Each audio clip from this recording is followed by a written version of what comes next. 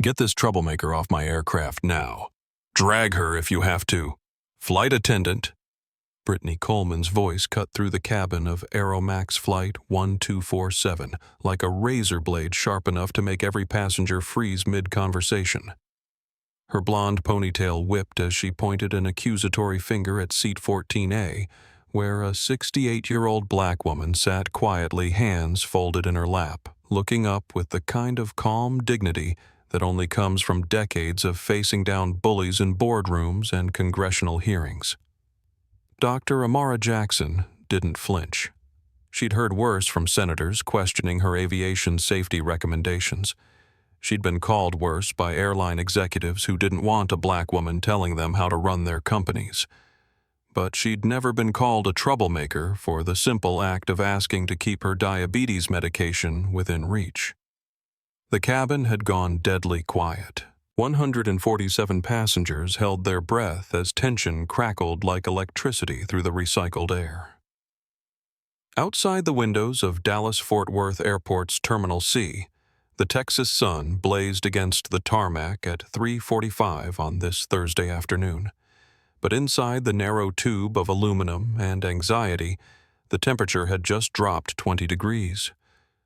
Ma'am Brittany continued, her voice dripping with fake sweetness that fooled no one. As I've explained 3 times now, all personal items must be secured in the overhead compartments during taxi and takeoff. Your little bag is a safety violation. Amara looked down at her small purple medical pouch tucked neatly under the seat in front of her, exactly where FAA regulations stated it should be. She'd helped write those very regulations 23 years ago. The bag contained her insulin pen, glucose tablets, and blood sugar monitor, items that could save her life if her diabetes spiked during flight stress. Miss Coleman, Amara said, reading the name tag pinned to the flight attendant's navy blazer, "I appreciate your concern for safety, but this medication bag is positioned correctly under the seat as outlined in FAA Regulation 14 CFR 121.589. It's not blocking any aisle or emergency equipment." Brittany's face flushed red. Nobody corrected her, especially not elderly black women who probably didn't even understand basic safety protocols. She'd been having a terrible day. 2 delayed flights, angry passengers, and a supervisor who'd written her up for attitude problems. She needed someone to take it out on, and this quiet woman seemed like the perfect target. "Don't quote regulations at me, lady.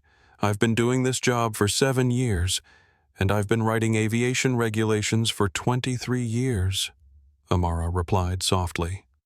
The words hung in the air like a challenge. Several passengers turned to look. In seat 12C, Mariah Gonzalez, a 26-year-old travel blogger from San Antonio, quietly pulled out her phone. Something about this interaction felt wrong, and her Instagram followers always appreciated real-life travel drama.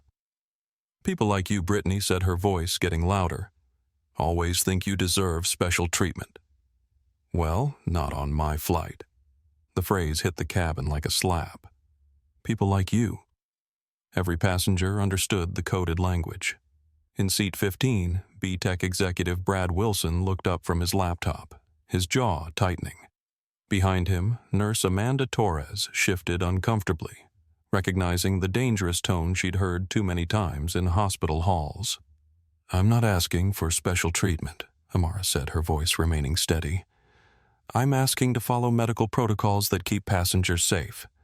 But Brittany was done listening. She pressed the call button on her headset with theatrical force. "Security to gate C-24. We have a non-compliant passenger refusing to follow safety instructions. Immediate assistance required." In the cockpit, Captain Luis Herrera's head shot up from his pre-flight checklist. A 20-year veteran of commercial aviation, he'd never heard such hostility in a crew member's voice over what sounded like a routine bag placement issue. He glanced at his co-pilot, who shrugged with equal confusion. "What's going on back there?" "Brittany." Luis's voice crackled through the intercom. "Passenger in 14A is refusing to secure her carry-on item. She's being disruptive and argumentative. I've requested security assistance." Through the small porthole window in the cockpit door, Louise could see the woman in question. She appeared to be sitting calmly, hands still folded, while Brittany loomed over her with aggressive body language. Something didn't add up. Maria had started recording, now holding her phone low but capturing the entire interaction. Her travel blog, Real Adventures with Maria, had 127,000 Instagram followers who loved authentic travel content. This felt like content that needed to be shared. "Ma'am," Brittany said, turning back to Amara with false authority, "since you refuse to comply with federal aviation safety requirements, you'll be removed from this aircraft. Security is on their way." "I am complying," Amara said. "My medical bag is properly stowed under the seat. I'm not disrupting anyone. I'm simply sitting here quietly. You're disrupting my cabin by arguing with crew instructions." The logical fallacy was obvious to everyone watching. Brittany was creating the disruption by escalating a non-issue into a federal incident. In Seat 11, a Brad Wilson started live streaming on LinkedIn, sensing this was about to become a much bigger story. Heavy footsteps echoed through the jet bridge. Security Chief Ryan Miller appeared in the aircraft doorway, his 6'3" frame filling the entrance. Behind him walked Officer Carlos Ramirez, a newer hire, who'd been on the job for only 8 months. Carlos looked uncomfortable already. He'd been called to remove passengers before, but usually for legitimate safety violations or unruly behavior. This elderly woman didn't fit either category. Ryan strode down the aisle with military precision, his hand resting on his radio. At 41, he was an ex-Marine who'd served 2 tours in Afghanistan before taking airport security work. He followed orders without question and had zero tolerance for passengers who thought they were above regulations. "What's the situation?" Ryan asked Brittany, his voice carrying the authority of someone used to being obeyed. "Passenger in 14A is refusing to secure her carry-on bag and arguing with crew instructions. She needs to be removed immediately." Ryan looked down at Amara, who met his gaze with steady eyes. She'd dealt with intimidation tactics before. As the first black woman to serve as FAA Director for the Central Region, she'd faced down everyone from drunk pilots to corrupt airline executives. This security guard didn't scare her. "Ma'am, I'm going to need you to gather your belongings and come with me." "On what grounds?" Amara asked politely. "Failure to comply with crew instructions." "I am complying. My medical bag is properly positioned under the seat exactly where regulations require it to be." Ryan looked down. The bag was indeed completely under the seat, not protruding into the aisle or blocking any safety equipment. He glanced at Brittany, confused. She was arguing. Brittany said quickly, "Being disruptive, questioning my authority." Carlos stepped closer, able to hear the conversation now. In his 8 months on the job, he'd never seen a removal request for arguing. He'd removed drunk passengers, violent passengers, people who'd made threats or refused to turn off electronic devices. But an elderly woman sitting quietly with a properly stowed medical bag. "Ma'am," Ryan said, his tone becoming more aggressive, "I'm not going to ask again. Gather your things and come with me. I have a confirmed ticket, a medical condition requiring accessible medication, and I'm following all federal regulations," Amara replied.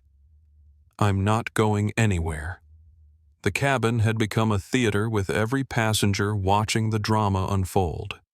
Maria's Instagram live stream now had 847 viewers, and climbing. Brad's LinkedIn Live had attracted his network of tech executives and business leaders. Amanda Torres, the nurse in seat 13B, was recording on Snapchat her medical training, recognizing the stress indicators on the elderly woman's face. "Last warning," Ryan said, reaching for his handcuffs. That's when Dr. Amara Jackson made a decision that would change everything. She reached into her purse and pulled out her phone. "I need to make one call," she said. "No calls," Ryan snapped. "You're coming with me now." But Amara had already speed-dialed a number she knew by heart. On the second ring, a familiar voice answered. "Deputy Administrator Jackson's office. James, it's Mom. I'm on Aeromax Flight 1247 at DFW, and they're trying to remove me from my seat for having my diabetes medication accessible. 20 miles away in the Federal Aviation Administration's regional headquarters, Deputy Administrator James Jackson dropped his pen. The name Dr. Amara Jackson meant nothing to Brittany Coleman or Ryan Miller, but it should have. For 23 years, she'd been one of the most powerful people in American aviation, the architect of modern airline safety protocols, the woman who'd written the very rules these crew members claimed to be enforcing. Amara hadn't started life expecting to revolutionize air travel. Born in 1955 in Birmingham, Alabama, she'd grown up during the height of the civil rights movement, watching her parents fight for basic human dignity while she excelled in mathematics and science. Her father, a mechanic who worked on military aircraft at a nearby air base, had sparked her fascination with aviation. Her mother, a teacher who'd integrated 3 different schools during her career, had taught her that intelligence and persistence could overcome any barrier.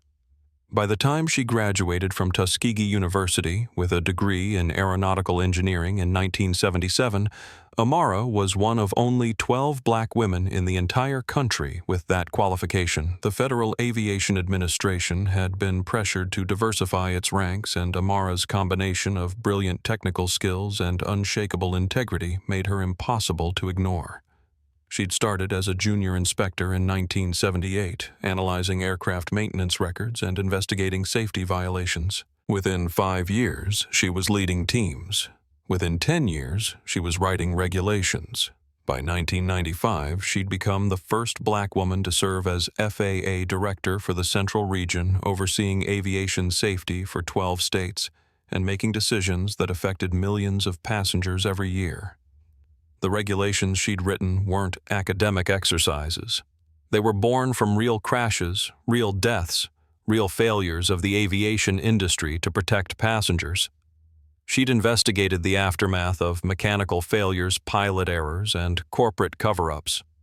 She'd testified before Congress 17 times, always armed with data that congressmen couldn't argue with and recommendations that saved lives. When she'd retired 3 years ago, at 65, the aviation industry had thrown her a farewell party that looked like a who's who of American flight. Airline CEOs who'd once fought her regulations now credited her with making their companies safer and more profitable. Pilots whose licenses she'd once suspended now thanked her for forcing them to become better aviators. But today she was just an elderly black woman trying to keep her diabetes medication within reach on a flight to Atlanta, where her granddaughter was graduating from Spelman College with a degree in public health. Today she was anonymous, or so she thought. Her son James had followed her into aviation, but from the regulatory side rather than technical. At 44, he was the Deputy Administrator of the FAA's Office of Civil Rights, responsible for ensuring that airlines followed federal anti-discrimination laws. His office investigated complaints about passenger mistreatment, crew bias, and corporate policies that violated civil rights protections. James had heard hundreds of stories about passengers facing discrimination on flights. He'd investigated airlines that seemed to find more safety violations among black passengers than white ones, crew members who mysteriously discovered attitude problems more often with Hispanic travelers, security guards who used excessive force primarily against minorities. But he'd never imagined his own mother would become one of those stories. The call had come in while he was reviewing Aeromax Airlines' Civil Rights Compliance Report. The company was up for contract renewal next week, a massive federal deal worth $2.8 billion over 5 years to provide regional transportation for government employees and military personnel. His office had been conducting a routine review of their passenger treatment policies, and the results had been concerning. Aeromax had the highest rate of passenger removals among major airlines, and 73% of those removals involved passengers of color. Their crew training programs contained no meaningful diversity education. Their complaint resolution process was designed to discourage passengers from filing formal grievances. James had been preparing to recommend additional oversight requirements. Now they were trying to remove his mother from her seat for following the very safety regulations she'd written. James, I need you to listen carefully. Amara's voice came through his phone with forced calm. I'm sitting in seat 14A. My medical bag is properly stowed under the seat in front of me, exactly as regulations require. The flight attendant called security because I refused to move it to an overhead bin, which would make my diabetes medication inaccessible during flight. James was already pulling up Aeromax Flight 1247 in the Federal Aviation Tracking System. The aircraft was at Gate C-24, scheduled for departure in 20 minutes. He could see the passenger manifest crew assignments and even real-time communication between the cockpit and air traffic control. Mom, who's the flight attendant, Brittany Coleman, she's... Amara paused as Ryan Miller stepped closer, his hand moving to her shoulder. James, the security chief, is about to put his hands on me. The phone line went deadly quiet. James Jackson had investigated dozens of cases involving excessive force against passengers. He'd seen the videos, read the medical reports, interviewed the victims.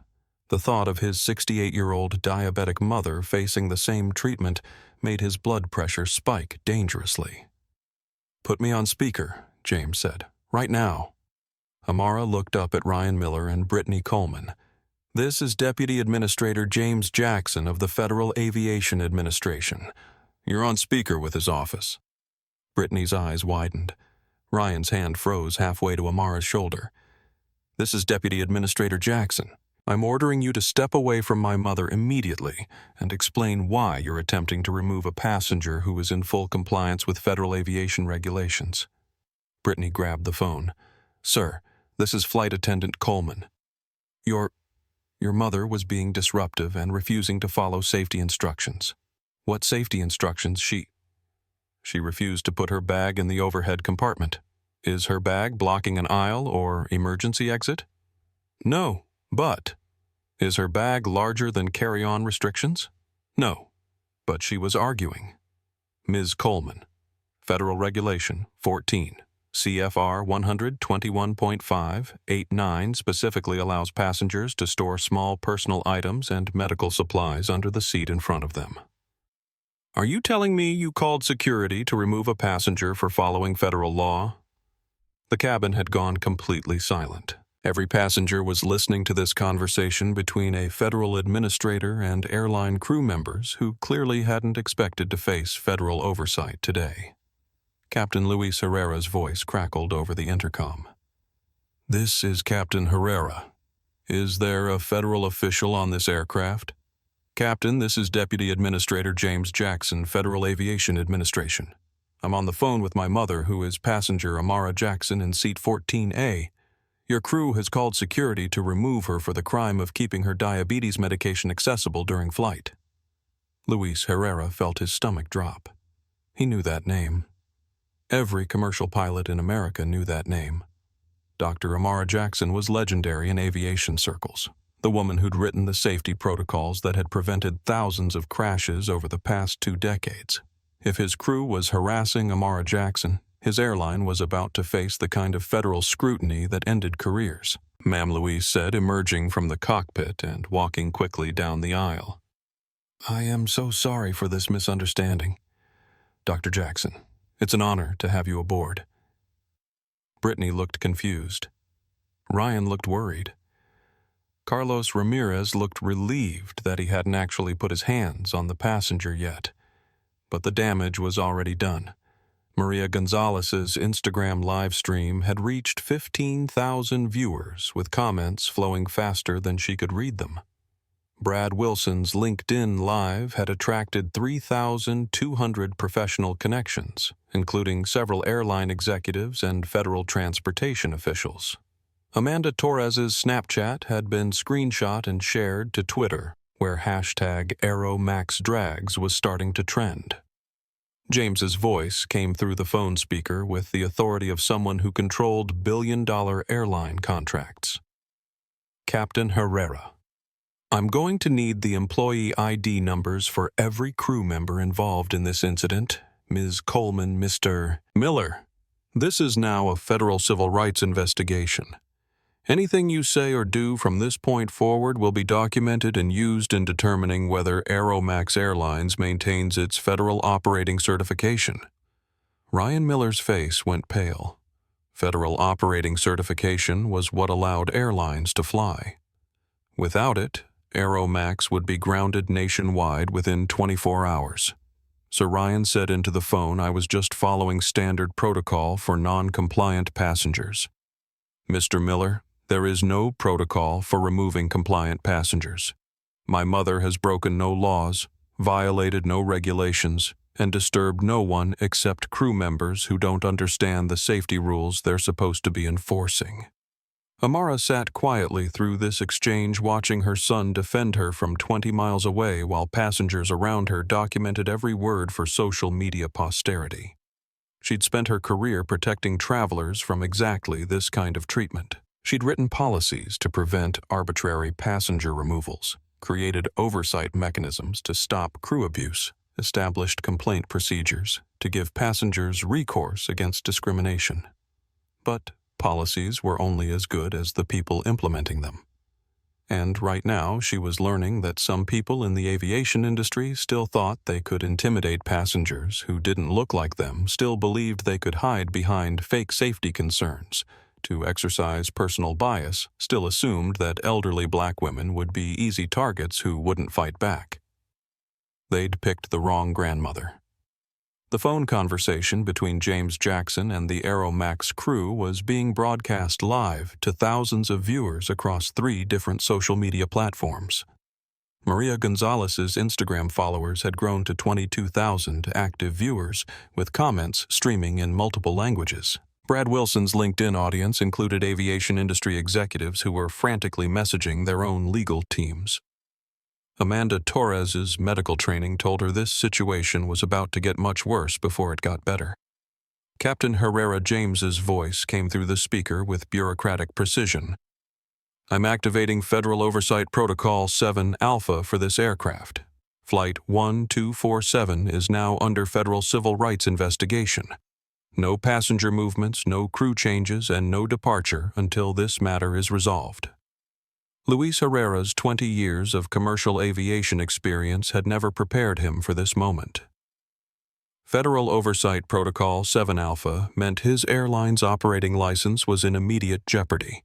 One phone call from the Deputy Administrator's office could ground every Aeromax aircraft nationwide. Understood, sir. We'll hold at the gate pending your instructions. Brittany Coleman was starting to understand that her attempt to assert authority over an elderly passenger had somehow escalated into a federal incident. But rather than backing down, her pride pushed her to double down on her original position. Sir, she said into the phone, with all due respect, flight attendants have final authority over cabin safety, if I determine that a passenger's behavior is disruptive. Ms. Coleman, James interrupted. You called security to remove my mother for the crime of having diabetes medication in an FAA-approved location. What behavior specifically did you find disruptive? Brittany's mind raced. She needed to justify her actions without admitting she'd simply disliked being corrected by a black passenger who knew more about aviation regulations than she did. She was argumentative. She questioned my authority. She was making other passengers uncomfortable. Maria Gonzalez, still live streaming, panned her camera across the cabin. Passengers were indeed uncomfortable, but not because of Dr. Jackson. They were uncomfortable because they were watching an elderly woman being targeted for no apparent reason.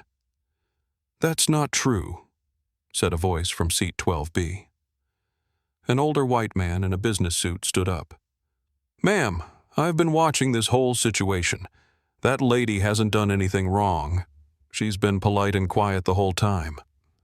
Thank you, Amanda Torres added from her seat. I'm a registered nurse, and I can confirm that diabetes patients need immediate access to their medication. What the flight attendant is demanding is medically dangerous.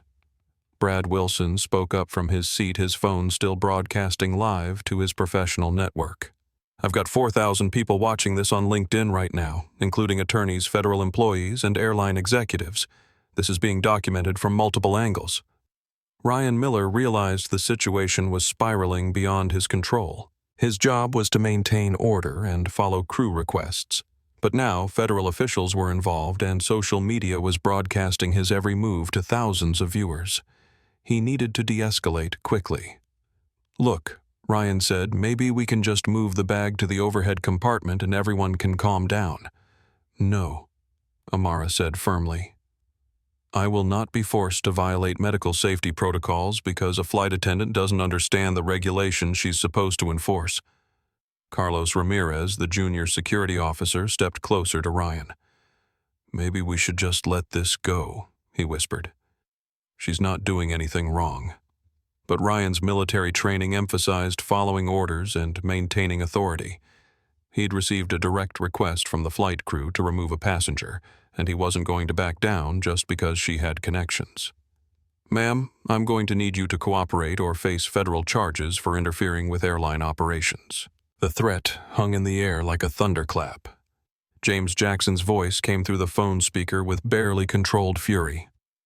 "Mr. Miller, you just threatened to file federal charges against my mother for refusing to violate medical safety protocols. I'm recording this conversation. You've just committed federal intimidation of a civil rights complainant." Captain Herrera emerged from the cockpit again, his face pale with the realization that his airline was about to become the center of a national scandal. He'd seen what happened to airlines that faced federal civil rights investigations. Congressional hearings, massive fines, executive resignations, stock price collapses. "Dr. Jackson," he said, addressing Amara directly, "I personally apologize for this situation. Your medical bag is properly positioned and you should not have been threatened with removal." But the apology was too late. Brittany Coleman, feeling undermined by her own captain, made the decision that would end her career and possibly destroy her airline. "I don't care who she is or who she knows," Brittany announced loudly enough for the entire cabin to hear. "She was disrespectful to me and I will not tolerate that kind of attitude from passengers. Security, remove her immediately." Ryan Miller looked at Carlos Ramirez, who shook his head almost imperceptibly. The junior officer had heard enough to know this was wrong. "Do it!" Brittany demanded. Ryan reached for Amara's arm. That's when the cabin erupted. "Don't touch her!" Amanda Torres stood up from her seat, her medical training overriding her natural inclination to avoid confrontation. "This is being live-streamed to thousands of people," Brad Wilson announced, holding his phone higher. "Esto es racismo," Maria Gonzalez called out in Spanish, then switched to English for her viewers. "This is racism pure and simple." Other passengers began standing up. A Hispanic man in seat 8C started recording on his phone. A white woman in seat 16. A called out, "Leave her alone." A black businessman in seat 10. A stood up and said, "Touch that lady and you'll have to go through all of us." The aircraft cabin had transformed from a routine departure setting into a civil rights battleground. Every phone in the cabin was now recording. The hashtag #AeroMaxDrags was trending on Twitter. News outlets were picking up the live streams and broadcasting them nationally. James Jackson's voice cut through the chaos from the phone speaker. "I'm en route to the airport with federal agents. If any Aeromax employee puts hands on my mother, they will face federal assault charges." Captain Herrera made a command decision that would save his own career while ending several others. Brittany Ryan, stand down immediately. "This is a direct order from your captain. Step away from the passenger." But Brittany Coleman was beyond reason. 7 years of dealing with difficult passengers, demanding schedules, and condescending supervisors had built up a reservoir of frustration that was now focused entirely on the quiet woman in seat 14A who dared to correct her about safety regulations. "I am in charge of this cabin," Brittany declared. "Security, if you don't remove this disruptive passenger, I'll file a report that you refuse to follow crew instructions." Ryan Miller faced an impossible choice: follow the flight attendant's orders and face federal charges, or refuse and face disciplinary action from his employer. He chose poorly. Ryan grabbed Amara Jackson's arm and began pulling her from her seat. The sound of tearing fabric echoed through the cabin as Amara's sleeve caught on the armrest. The sight of an elderly black woman being physically dragged from her seat sent shockwaves through the passenger cabin and through the phones broadcasting this scene to the world. Maria Gonzalez's Instagram livestream hit 50,000 viewers as people shared the link across every social media platform. Brad Wilson's LinkedIn broadcast was being recorded and redistributed by aviation industry professionals who couldn't believe what they were witnessing. Amanda Torres was on her phone with 911 reporting an assault in progress. And 20 miles away, James Jackson was watching his mother being brutalized on social media while he raced toward the airport with federal agents praying he could reach her before this situation turned deadly. The elderly woman who'd written the safety regulations being used to justify her own assault was about to teach the aviation industry a lesson it would never forget. The moment Ryan Miller's hands made contact with Dr. Amara Jackson's arm, the situation crossed from discrimination into federal assault. The tearing sound of her navy blue dress sleeve wasn't just fabric ripping, it was the sound of an airline's reputation being shredded in real time across social media platforms. Amara didn't resist physically. Her decades of civil rights experience had taught her that violence only gave authorities an excuse to escalate further. Instead, she went completely limp, forcing Ryan to support her full weight as he attempted to drag her down the narrow aisle. "Please," she said quietly, her dignity intact even as her body was being manhandled. "I have a medical condition. This stress is dangerous for my diabetes." Amanda Torres, the nurse in seat 13B, immediately recognized the warning signs. Amara's breathing was becoming rapid and shallow. Her skin was developing a slight grayish pallor. The stress of being physically assaulted was triggering a dangerous spike in her blood sugar levels. "Stop," Amanda called out, standing up and blocking the aisle. "I'm a registered nurse, and this woman is having a medical emergency. You need to release her immediately." Ryan paused Amara's arm, still in his grip. He wasn't trained to handle medical situations, only security threats. But he'd received a direct order from the flight crew, and his supervisor had always emphasized that crew instructions were absolute. "Ma'am, please sit down. This is a security matter. This is a medical emergency," Amanda shot back. "Look at her face. She's showing signs of diabetic distress." Carlos Ramirez, the junior security officer, moved closer to Ryan. In his 8 months on the job, he'd never seen his supervisor handle an elderly woman so roughly. His own grandmother was 72, and the thought of someone dragging her down an airplane aisle made his stomach turn.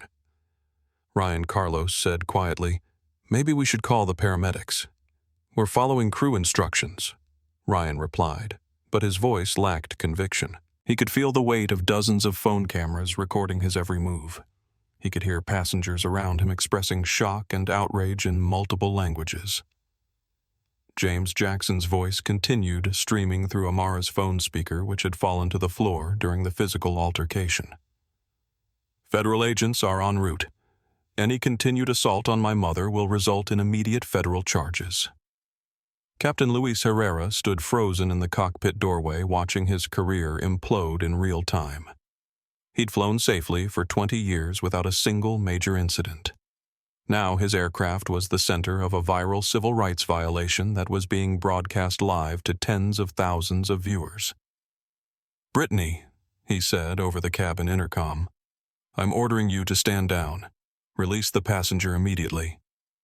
But Brittany Coleman was no longer listening to her captain. She was focused entirely on winning a power struggle she'd created with a passenger who'd never challenged her authority in the first place. "Keep going," she told Ryan. "Get her off this plane." Maria Gonzalez's Instagram livestream had reached 78,000 viewers.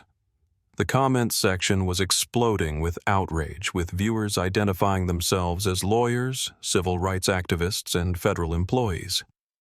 Several commenters claimed to be aviation industry insiders who were appalled by what they were witnessing. Brad Wilson was simultaneously live streaming on LinkedIn while texting furiously with his corporate network. His phone was buzzing with messages from airline executives who were watching the situation unfold and calculating the financial implications for Aeromax.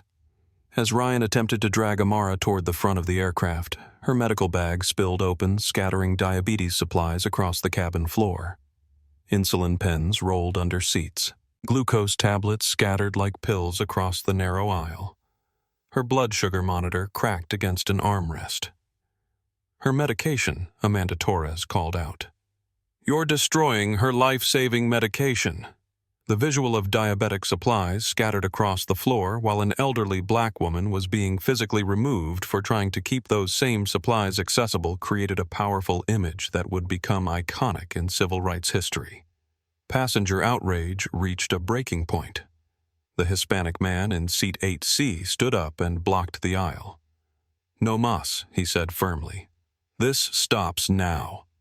The black businessman in seat 10A moved to support him. "You're not dragging this grandmother off this plane." A white woman in her 50s from seat 15, A, joined them. "I didn't serve 30 years in the military to watch elderly Americans be abused by security guards." The cabin was now in open rebellion. Passengers were standing in the aisles blocking Ryan's path toward the aircraft door. Phones were recording from every angle. The hashtag #AeroMaxDrags was trending nationally on Twitter with celebrity activists and political figures beginning to weigh in. Ryan Miller found himself in the middle of an aircraft cabin with an elderly woman in medical distress in his grip, surrounded by angry passengers blocking his movements while federal officials threatened prosecution over his phone and tens of thousands of people watched his every move on social media. Carlos Ramirez made the decision that would save his career and his conscience. He stepped in front of Ryan and said, "We need to stop. Now." "Move," Ryan ordered his subordinate. "No," Carlos replied.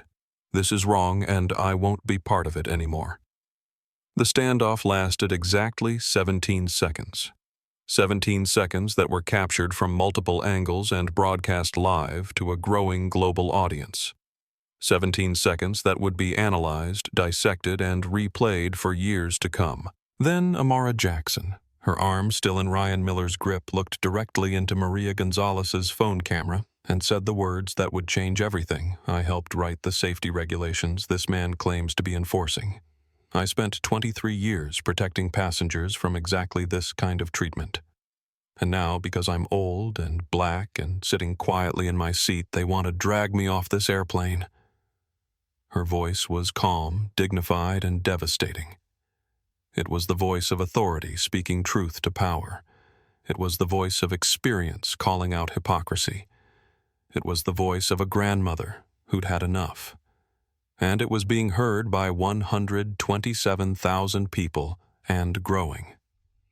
Within minutes of Amara's words, the 3 live streams from Flight 1247 had been captured, clipped and shared across every major social media platform. Maria Gonzalez's Instagram account gained 15,000 new followers in real time as celebrities began sharing her stream. Brad Wilson's LinkedIn broadcast was being watched by aviation industry executives, federal transportation officials, and business leaders who couldn't believe what they were witnessing. The hashtag #AeroMaxDrags exploded across Twitter, reaching 50,000 mentions in the first hour.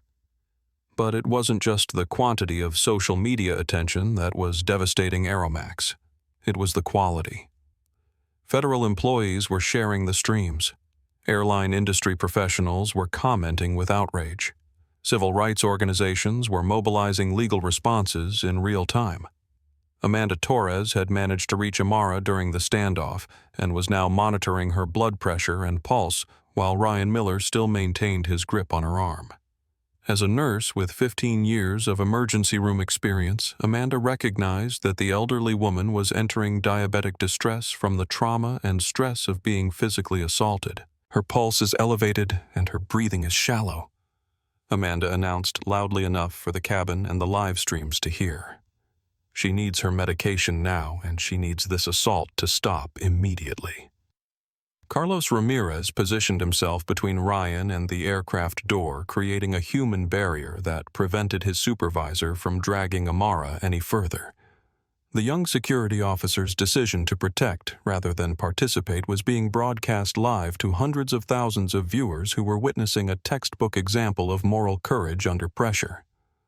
"Carlos, move now or you're fired," Ryan threatened. "Then fire me," Carlos replied. "I won't help you assault an elderly woman." The exchange sent social media into overdrive. Comments poured in praising Carlos for his bravery. Hashtag Carlos Hero began trending alongside hashtag AeroMaxDrags. Multiple GoFundMe campaigns appeared within minutes, offering to support the security officer if he lost his job for doing the right thing. Captain Luis Herrera realized his airline was facing an existential crisis. He'd been monitoring the social media explosion from the cockpit, watching as aviation industry colleagues shared the live streams with increasingly angry commentary. Major airline CEOs were distancing themselves from Aeromax in real-time Twitter statements. Federal transportation officials were calling for immediate investigations. "Brittany, this ends now," he said over the cabin intercom. "Release the passenger immediately, or I'm calling the airport police to arrest you for assault." But Brittany Coleman had passed the point of rational decision-making. She could see her authority collapsing as passengers openly defied her orders, and her own captain contradicted her instructions. Rather than accepting the reality that she'd made a catastrophic error, she doubled down. "I don't care if this goes viral," she announced to the cabin. "I don't care who's filming. This passenger was disrespectful to me, and she will be removed from this aircraft. Security, complete your job." The statement was perhaps the worst thing she could have said. It confirmed for hundreds of thousands of viewers that this wasn't about safety or regulations. It was about a flight attendant who couldn't tolerate being corrected by a black passenger who knew more about aviation than she did. Maria Gonzalez, whose journalism background had taught her to ask probing questions, addressed Brittany directly while still live streaming. "Ma'am, can you explain exactly what safety regulation Dr. Jackson violated?" Brittany turned toward the camera with undisguised hostility. "I don't have to explain anything to passengers or social media. But you're removing an elderly woman from her paid seat." Brad Wilson added his LinkedIn audience, now exceeding 8,000 live viewers. "Surely you can articulate the specific violation." She was argumentative and disruptive. How asked the white military veteran from seat 15A. "I've been watching the entire time." She's been sitting quietly and speaking politely. Brittany's face flushed red as she realized the entire cabin was aligned against her. Every passenger had witnessed the encounter from the beginning. Everyone knew she was lying about Dr. Jackson's behavior. The live streams provided indisputable evidence that no disruption had occurred beyond Brittany's own escalation. "All of you need to sit down and mind your own business," she snapped. The response backfired spectacularly. Passengers who'd been silently watching now felt compelled to speak up.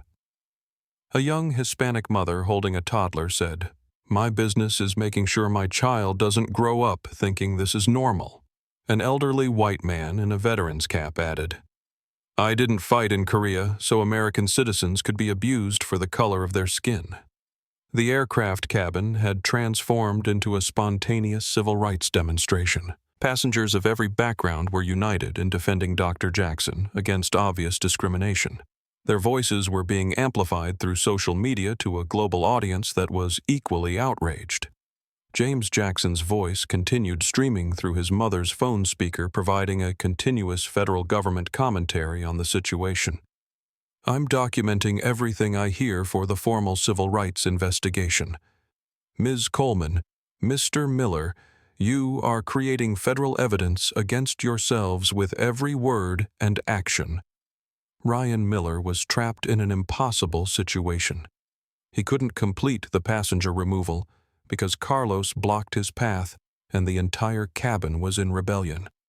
He couldn't release Amara because Brittany was ordering him to continue. He couldn't call for backup because federal officials were already en route. Every option led to personal and professional disaster. The solution came from an unexpected source. Dr. Amara Jackson, despite being in medical distress and physical discomfort, took control of the situation with the kind of quiet authority that had made her legendary in aviation circles. "Mr. Miller," she said, her voice carrying clearly through the cabin and the live streams, "I'm going to give you an opportunity to save your career and your conscience.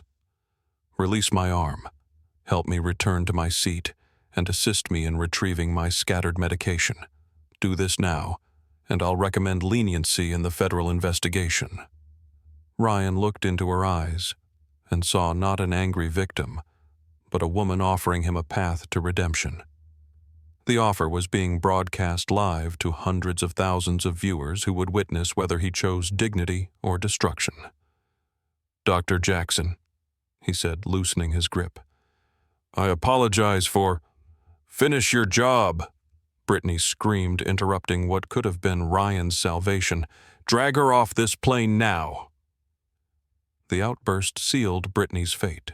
Her demand that an elderly woman in medical distress be dragged from an aircraft was captured on multiple live streams and would be replayed millions of times in the coming days. It was the soundbite that would define her legacy and destroy her career. Carlos Ramirez stepped closer to Ryan. "Don't do this, man. Let's help her back to her seat and end this thing with some dignity." But Ryan Miller's military training emphasized completing missions and following orders. He'd been ordered by the flight crew to remove a passenger, and he was going to follow through regardless of the consequences. "Ma'am, you need to come with me," he told Amara, tightening his grip on her arm again. That's when the federal cavalry arrived. Heavy footsteps echoed through the jet bridge as James Jackson appeared in the aircraft doorway, flanked by 2 federal agents and an airport police supervisor. The Deputy Administrator of the FAA's Office of Civil Rights had commandeered an emergency response vehicle and driven directly onto the tarmac to reach his mother. Federal agents, James announced to the cabin, "Mr. Miller, release my mother immediately." Ryan Miller found himself surrounded by federal law enforcement, defiant passengers, social media documentation, and the growing realization that he'd made the worst decision of his life. His hand was still gripping the arm of a 68-year-old civil rights icon while hundreds of thousands of people watched his next move. The choice he made in the next 10 seconds would determine whether he spent the next 5 years in federal prison or found a way to salvage some remnant of his dignity and freedom. Amanda Torres, still monitoring Amara's medical condition, made the announcement that crystallized the stakes for everyone in the cabin. "Her blood sugar is spiking dangerously. If this continues, she could go into diabetic shock. This has moved from discrimination to life-threatening assault." The federal agents stepped closer. The passengers pressed tighter around them. The social media audience reached 250,000 viewers. And Dr. Amara Jackson, the woman who'd spent her career protecting airline passengers from exactly this kind of abuse, waited to see if the industry she'd devoted her life to would finally protect her.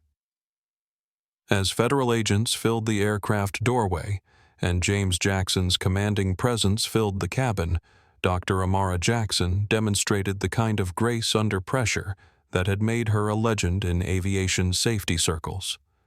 Despite her elevated blood sugar, despite the physical assault, despite being humiliated in front of hundreds of thousands of livestream viewers, she remained the calmest person on the aircraft.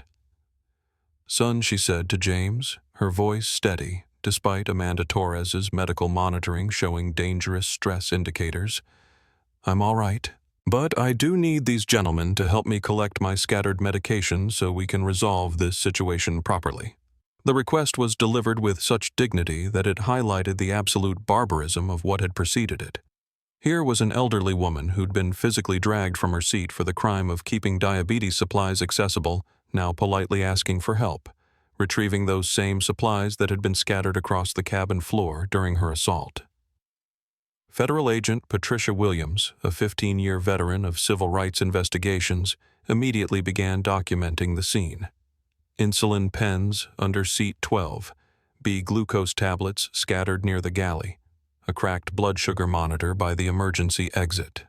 The physical evidence told a clear story of medical supplies destroyed during the unnecessary forced removal of a diabetic passenger. Ma'am Agent Williams said to Amara, "We need to get you medical attention immediately. Paramedics are standing by in the terminal." "Thank you, but I'd prefer to handle this situation first," Amara replied. 23 years in federal aviation service taught me that documentation and proper procedure matter more than personal comfort. James Jackson looked at his mother with a mixture of pride and concern. Even while being victimized, she was thinking about creating a proper legal record that would protect future passengers from similar treatment. Ryan Miller still had not released Amara's arm. The security chief stood frozen, surrounded by federal agents, defiant passengers, and his own junior officer who'd refused to participate in the assault. He was calculating whether resistance or compliance offered better odds of avoiding federal prison. Mr. Miller James said with federal authority, "I'm going to count to 3. If you haven't released my mother by then, you'll be arrested for assaulting a federal official's family member." 1. Brittany Coleman finally realized the magnitude of her error. The Federal Aviation Administration wasn't just investigating her airline. They were personally involved, because she'd targeted the mother of a senior federal official. The woman she'd dismissed as just another troublesome passenger was connected to the very government agency that controlled her employer's ability to operate. 2. Ryan's grip loosened slightly, but he didn't fully release Amara. His military background was fighting with his survival instinct. Following orders had kept him alive in Afghanistan, but following these orders was about to destroy his life in America. Carlos Ramirez made the decision that would save his colleague's future. The junior security officer gently placed his hand on Ryan's wrist and said, "Brother, let her go. This isn't the hill to die on." 3. Ryan Miller released Dr. Amara Jackson's arm.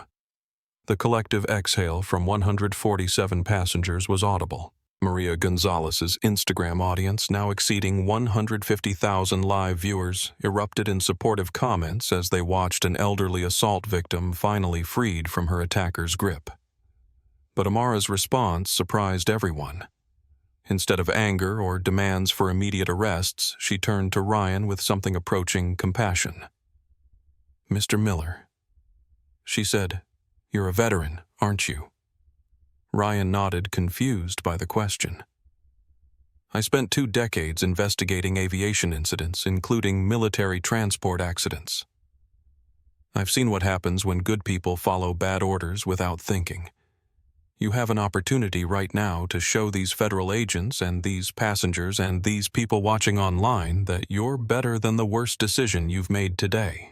The offer of redemption broadcast live to hundreds of thousands of viewers was perhaps the most powerful moment of moral leadership captured on social media in years. A victim offering her attacker a path to dignity while still demanding justice for the underlying discrimination. Ryan looked around the cabin. He saw James Jackson and the federal agents who could send him to prison. He saw Carlos Ramirez, who'd risked his own job to protect a stranger. He saw passengers of every background who'd united to defend an elderly woman they'd never met. He saw phone cameras broadcasting his next choice to a global audience. Dr. Jackson Ryan said, "I apologize for putting my hands on you. That was wrong, and I want to help make it right." He knelt down and began collecting her scattered diabetes supplies. Carlos immediately joined him. Other passengers began helping, creating an impromptu community effort to restore the medication that had been destroyed during the assault. Brittany Coleman watched this scene of collective redemption and realized she was now completely isolated. Her captain had contradicted her orders. Her security backup had apologized to the passenger. Federal agents were documenting her every word. Hundreds of thousands of social media viewers were witnessing her humiliation. Rather than accepting accountability, she made her final catastrophic error. "This is ridiculous," she announced to the cabin and the live streams. "I don't care who she is or who her son is. She was disrespectful to me, and I will not be undermined by some old woman who thinks she can quote regulations at me." The statement was so tone-deaf, so revealing of her underlying motivations, so completely lacking in self-awareness that it left the cabin in stunned silence. Even Ryan Miller, still kneeling on the floor collecting insulin pens, looked up in disbelief. James Jackson, who'd been maintaining professional composure throughout the crisis, finally allowed his personal anger to show. "Mrs. Coleman," he said, his voice carrying the full weight of federal authority, "you just admitted on camera, in front of federal agents, that you ordered the assault of my mother, not because of safety violations, but because you were personally offended by her knowledge of aviation regulations." Agent Williams was furiously taking notes. Admissions of discriminatory intent were rare in civil rights cases. Most defendants were smart enough to maintain plausible deniability. Brittany had just provided a perfect confession for the federal prosecution. Captain Luis Herrera, watching his flight attendant destroy herself and his airline with every word, made a command decision. "Brittany, you're relieved of duty immediately. Return to the terminal and report to Aeromax management. You can't fire me for doing my job." "You weren't doing your job," Luis replied. "Your job is passenger safety. Everything you've done today has endangered passenger safety." The passengers began applauding, not the polite, scattered applause of satisfied customers, but the sustained emotional applause of people who'd witnessed justice in real time. Maria Gonzalez's livestream audience was typing thousands of heart and clapping emojis. Brad Wilson's LinkedIn viewers were commenting with professional outrage at Brittany's behavior and admiration for the captain's leadership. Amanda Torres, who'd been monitoring Amara's vital signs throughout the ordeal, made an announcement that refocused everyone's attention on the human cost of discrimination. Dr. Jackson's blood pressure is still dangerously elevated. The stress of this assault has put her at risk for diabetic complications. She needs immediate medical evaluation. James Jackson knelt beside his mother, his federal authority giving way to familial concern. "Mom, we need to get you to a hospital." "Not yet," Amara said firmly. "First, we need to make sure this never happens to anyone else. Agent Williams, I want to file formal charges against Ms. Coleman for civil rights violations and against Mr. Miller for assault. But I also want to commend Officer Ramirez for his moral courage and Captain Herrera for eventually doing the right thing." The distinction was important. Amara wasn't seeking blanket vengeance. She was demanding individual accountability while recognizing individual courage. The nuanced response captured on multiple live streams demonstrated the kind of principled leadership that had made her legendary in federal service. Federal Agent Williams nodded. "Dr. Jackson, we have sufficient evidence for federal charges." The live streams provide comprehensive documentation of both the discriminatory intent and the physical assault. "Good," Amara said. "But I also want Aeromax Airlines to implement immediate changes to prevent this from happening to other passengers. Training programs, oversight procedures, passenger advocate positions. Real changes, not just public relations responses." James Jackson smiled despite the circumstances. Even while being victimized, his mother was thinking about comprehensive solutions that would protect future travelers. It was vintage Amara Jackson, turning personal pain into public policy that saved lives. "Mom," he said, "you just got assaulted on an airplane and you're already designing the federal response." "That's my job, baby," she replied. "It's always been my job." The exchange, captured on multiple live streams and witnessed by hundreds of thousands of viewers, perfectly encapsulated why Dr. Amara Jackson had become a legend in aviation safety. She didn't just survive discrimination. She transformed it into protection for everyone who came after her. And she was about to teach the airline industry a lesson it would never forget. While paramedics attended to Dr. Amara Jackson's stress-induced medical symptoms, James Jackson stepped into the aircraft galley to make the phone calls that would reshape the airline industry. As Deputy Administrator of the FAA's Office of Civil Rights, He had direct access to the highest levels of federal transportation authority. What had started as a discrimination incident against his mother was about to become a federal case study in airline accountability. His first call was to FAA Administrator Sandra Martinez, the top aviation official in the United States government. Sandra had been in meetings with the Secretary of Transportation when her emergency phone buzzed with James's direct line. "Sandra, it's James Jackson. I'm on Aeromax Flight 1247 at DFW, where my mother was just physically assaulted by airline security for the crime of keeping her diabetes medication accessible during flight." Sandra Martinez had known Amara Jackson for 15 years, ever since Sandra was a regional director, and Amara was writing the safety protocols that had prevented thousands of aviation accidents. The thought of someone assaulting Amara Jackson was personally offensive and professionally catastrophic for any airline involved. "Is she all right? Do you need federal medical assistance?" "She's receiving treatment now, but Sandra, this incident was live-streamed to over 200,000 viewers. We have comprehensive video evidence of discriminatory intent and physical assault. Aeromax's federal operating contract needs immediate review. The implications were staggering. Aeromax Airlines held a $2.8 billion federal contract to provide transportation services for government employees and military personnel. If their civil rights compliance was compromised, the entire contract was at risk." "James, send me the live stream links immediately. I'm convening an emergency review board." While James coordinated federal response, Captain Luis Herrera was making equally important calls from the cockpit. As a 20-year aviation veteran, he understood that the incident on his aircraft had created liability that extended far beyond individual crew members.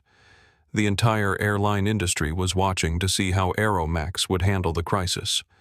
His first call was to Aeromax CEO Michael Thompson, who was in the company's Atlanta headquarters dealing with what he thought was routine operational issues. The CEO's assistant patched Luis through immediately when she heard federal civil rights incident. "Michael, it's Captain Herrera on Flight 1247. We have a major problem. One of our flight attendants ordered security to physically remove a passenger for keeping medical supplies accessible. The passenger turns out to be Dr. Amara Jackson, the former FAA director, and her son is Deputy Administrator James Jackson." The entire incident was live-streamed to hundreds of thousands of viewers. Michael Thompson felt his blood pressure spike as he processed the information. Dr. Amara Jackson was legendary in aviation circles, the woman who'd written the safety regulations that had made commercial flying the safest form of transportation in history. Assaulting Amara Jackson wasn't just morally wrong, it was commercial suicide. How bad is the social media coverage? It's trending nationally. #AeromaxDrags has over 100,000 mentions in the past hour. Major news outlets are picking it up. Our stock price is already dropping. Michael immediately conference called his legal team, his public relations department, and his board of directors. Within minutes, Aeromax's crisis management protocols were activated for what would become the most expensive discrimination incident in airline history. Back in the aircraft cabin, Maria Gonzalez was coordinating with news outlets who wanted to interview her about the live stream that had captured the assault. Her Instagram followers had grown to over 200,000, and her documentation of the incident was being shared by civil rights organizations, aviation industry watchdogs, and federal employees across the country. This is Maria Gonzalez reporting live from Aeromax Flight 1247. Where we just witnessed the assault of a 68-year-old civil rights icon by airline security, she said into her phone camera. Dr. Amara Jackson, the woman who wrote the aviation safety regulations that protect all of us, was physically dragged from her seat for the crime of keeping her diabetes medication accessible. The professional quality of Maria's reporting was attracting major news outlets. CNN, MSNBC, and Fox News were all requesting permission to use her footage. The Associated Press was preparing a breaking news alert. International media outlets were beginning to cover the story, as an example of American civil rights failures. Brad Wilson's LinkedIn broadcast had evolved into a real-time analysis of the business implications for Aeromax. His audience of tech executives and business leaders was discussing boycotts, contract cancellations, and stock market impacts. Several major corporations were already reviewing their travel policies to avoid Aeromax flights. What we're witnessing here isn't just individual discrimination, Brad told his audience. This is a corporate culture failure that's going to cost Aeromax hundreds of millions of dollars in lost business, federal fines, and legal settlements. The business analysis was correct. In the 90 minutes since the incident began, Aeromax stock had fallen 12%. Major corporate clients were suspending their travel contracts. Travel booking websites were reporting increased cancellations for Aeromax flights. Amanda Torres. The nurse who'd provided medical support to Dr. Jackson was coordinating with federal investigators to document the medical impact of the assault. Her professional testimony would be crucial in establishing the physical harm caused by the unnecessary stress and trauma. Dr. Jackson's blood pressure spiked to dangerous levels during the assault, Amanda explained to Agent Williams. For a diabetic patient her age, that level of stress could have triggered a heart attack or stroke. The airline's actions weren't just discriminatory, they were medically dangerous. The medical testimony would be essential for federal prosecutors building their case. Assault charges were strengthened when prosecutors could demonstrate actual physical harm, and Amanda's professional documentation provided clear evidence of medical endangerment. Carlos Ramirez, the security officer who'd refused to participate in the assault, was being interviewed by federal agents about the culture and training at Aeromax's security department. His testimony was revealing patterns of discriminatory enforcement that extended far beyond this single incident. "We get complaints about minority passengers a lot more than white passengers," Carlos told the investigators. "And Ryan always says to take them seriously because those people are more likely to be troublemakers. I never thought it was right, but I'm new and didn't want to cause problems." The testimony established a pattern of discriminatory practices that would support broader federal action against Aeromax's employment and training policies. James Jackson's phone rang with his second critical call of the day. Transportation Secretary Robert Chen was calling from Washington with questions that would determine Aeromax's future as a federally contracted airline. "James, I just reviewed the livestream footage with the Attorney General's office. This appears to be a clear-cut case of federal civil rights violations. What's your recommendation for Aeromax's federal contracts?" James looked through the galley curtain at his mother, who was receiving medical treatment while maintaining her dignity and composure despite everything she'd endured. "Mr. Secretary, Aeromax's federal transportation contract should be suspended immediately pending a full civil rights investigation. They've demonstrated that they cannot safely transport federal employees without subjecting them to discriminatory treatment. Done. I'm signing the suspension order now. The decision would cost Aeromax $2.8 billion in federal revenue and signal to the entire aviation industry that discrimination against passengers carried catastrophic financial consequences." As James coordinated federal response, Dr. Amara Jackson was demonstrating why she'd been such an effective leader during her federal career. Despite her medical distress, despite the trauma of being physically assaulted, she was already planning the policy changes that would prevent future passengers from experiencing similar treatment. "Agent Williams," she said, "I want to recommend that the FAA require all airline personnel to receive annual civil rights training with federal oversight. This incident happened because crew members don't understand the regulations they're supposed to enforce and don't respect the passengers they're supposed to serve. The recommendation would become federal law within 6 months, transforming airline training programs across the industry and creating thousands of jobs for civil rights educators and federal monitors." The woman who'd been dragged from her seat for keeping medication accessible was about to drag an entire industry toward justice and accountability. The aircraft cabin of Flight 1247 had transformed into something unprecedented in commercial aviation history. a spontaneous civil rights demonstration at 30,000 feet, except they were still at the gate creating a powerful symbol of grounded injustice that passengers refused to accept. Word had spread throughout Terminal C that federal agents were investigating a discrimination incident on Aeromax Flight 1247. Passengers from other flights began gathering at nearby gates, many holding up their phones to live-stream their support for Dr. Jackson. The terminal corridors buzzed with conversations in multiple languages as travelers shared stories of their own experiences with discriminatory treatment by airline personnel.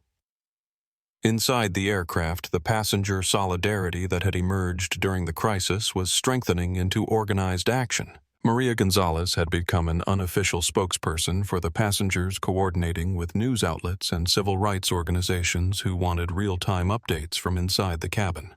"We have 147 passengers on this flight," Maria told her Instagram audience, which had grown to over 300,000 live viewers. "And every single one of us witnessed what happened to Dr. Jackson. We're not leaving this aircraft until we get justice, accountability, and guarantees that this will never happen again." The passenger statement was remarkable for its unanimity.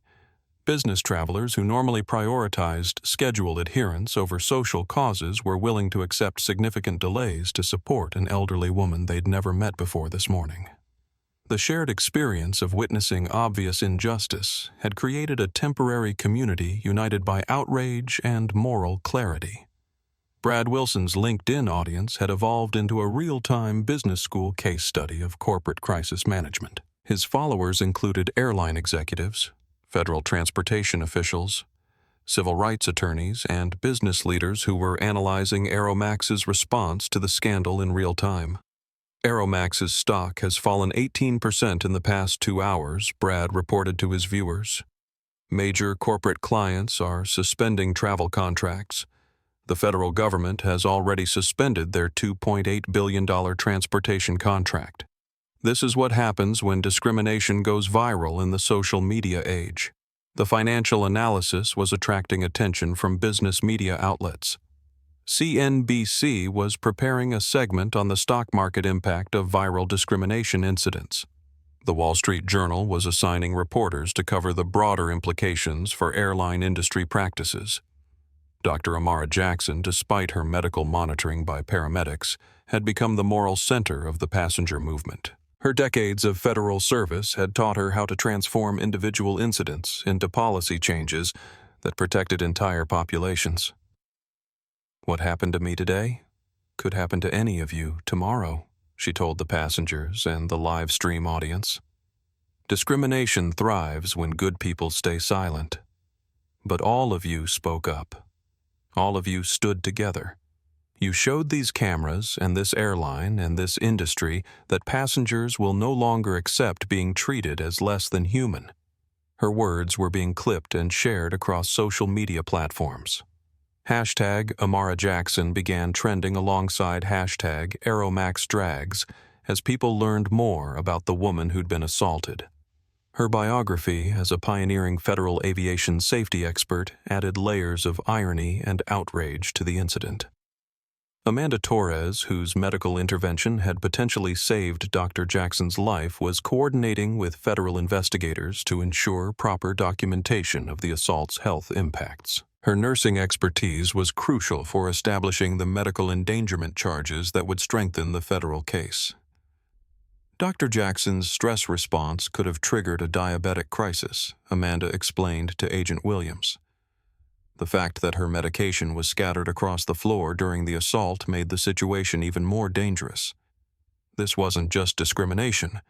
It was medical negligence that could have been fatal. The medical testimony was being incorporated into federal charges that would make the assault case much more serious. Endangering the life of a federal official's family member carried additional penalties that could result in years of federal prison time. Carlos Ramirez had become an unexpected hero of the passenger movement. His decision to refuse participation in the assault was being celebrated across social media as an example of moral courage under pressure. Multiple job offers from other security companies had already reached him through social media contacts. I couldn't hurt that Lady Carlos told the federal investigators. My grandmother is about the same age. If someone treated her like that, I'd want other people to step in and protect her. So that's what I did. The simple moral reasoning resonated with social media audiences who were elevating Carlos as an example of everyday heroism. GoFundMe campaigns to support him had raised over $50,000 in donations from people who wanted to reward his ethical stand. Captain Luis Herrera was dealing with increasingly complex operational and legal challenges. His aircraft couldn't depart while federal agents were conducting their investigation, but passengers were demanding guarantees about future treatment before they would agree to fly with Aeromax again.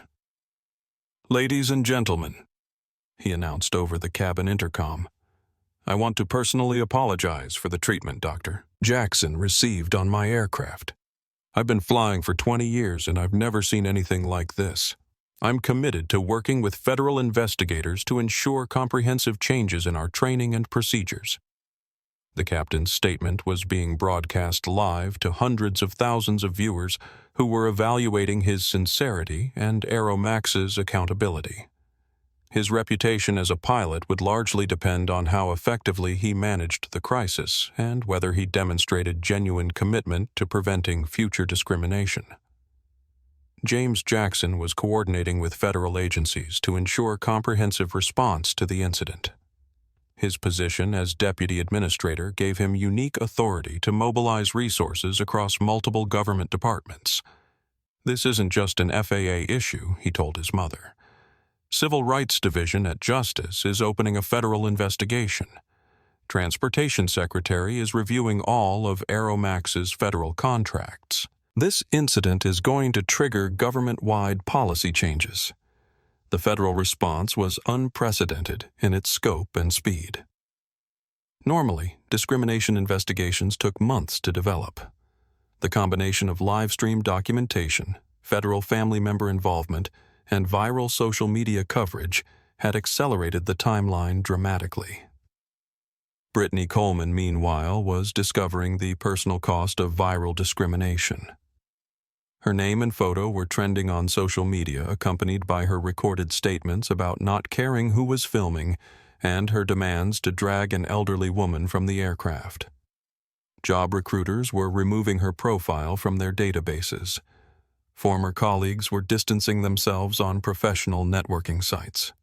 Her attempt to assert authority over a passenger who knew more about aviation than she did had destroyed her career and made her a symbol of everything wrong with customer service in the airline industry. Ryan Miller was facing equally severe consequences.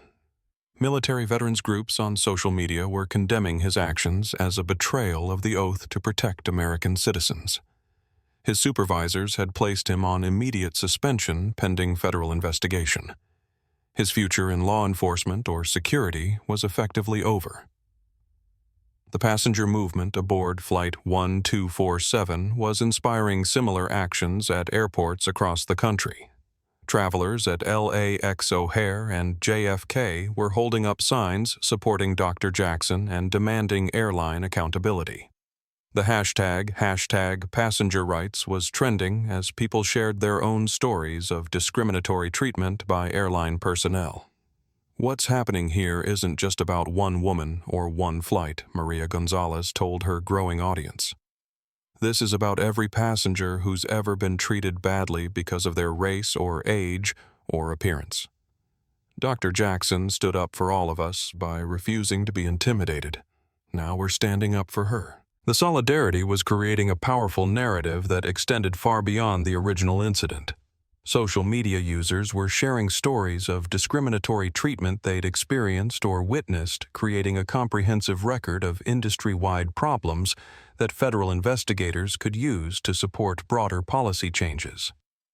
Federal agent Patricia Williams was documenting not just the original assault, but the passenger response that had prevented the situation from escalating further. The fact that travelers from diverse backgrounds had spontaneously united to protect a stranger they'd never met was creating a powerful counter-narrative to the discrimination they'd witnessed. The passengers on this aircraft demonstrated the best of American values, Agent Williams noted in her preliminary report. Their intervention prevented further assault and created a safe space for the victim while federal response was mobilized. Dr. Amara Jackson looked around the cabin at the passengers who'd defended her, the crew members who'd eventually done the right thing, and the federal agents who were ensuring justice. At 68, after decades of fighting for aviation safety and civil rights, she was experiencing the most powerful validation of her life's work. All of you have shown that discrimination can't survive when good people refuse to be silent, she told the cabin and the global audience watching through social media. Today you didn't just protect me. You protected every future passenger who might face similar treatment. The passengers began applauding again, but this time it wasn't just celebration. It was recognition that they'd participated in something historic. They'd turned a moment of injustice into a movement for accountability that would reshape airline industry practices for years to come. And they weren't done yet. The arrival of federal reinforcements transformed the aircraft cabin from a civil rights crisis into a federal crime scene. FAA Administrator Sandra Martinez had personally boarded Flight 1247, accompanied by Assistant Attorney General David Rodriguez from the Civil Rights Division, and a team of federal investigators who specialized in transportation discrimination cases. The presence of such high-ranking federal officials signaled to Aeromax executives monitoring the situation from their Atlanta headquarters that this incident had escalated far beyond routine customer service problems. When the top aviation official in the United States government personally responds to a passenger treatment incident, careers end and industries change. Dr. Jackson Administrator Martinez said, approaching Amara's seat with visible respect, "I'm here to personally ensure that you receive proper medical care and that this incident receives the full federal response it deserves." The interaction between the current FAA administrator and the former FAA regional director was being captured by multiple live streams, creating a powerful visual of federal unity in support of civil rights. Sandra Martinez's decision to personally board the aircraft was unprecedented and sent a clear message to the airline industry about accountability. Sandra Amara replied, "I appreciate your response, but I want to make sure this becomes a catalyst for industry-wide change, not just punishment for individual actors." The statement demonstrated Amara's characteristic focus on comprehensive solutions rather than personal retribution. Even while being victimized, she was thinking about protecting future passengers through policy reform, rather than simply seeking vengeance against those who'd wronged her. Assistant Attorney General Rodriguez immediately began coordinating with FBI agents who were documenting evidence for federal civil rights charges. The live stream recordings provided unprecedented documentation of discriminatory intent and physical assault, creating an unusually strong foundation for federal prosecution.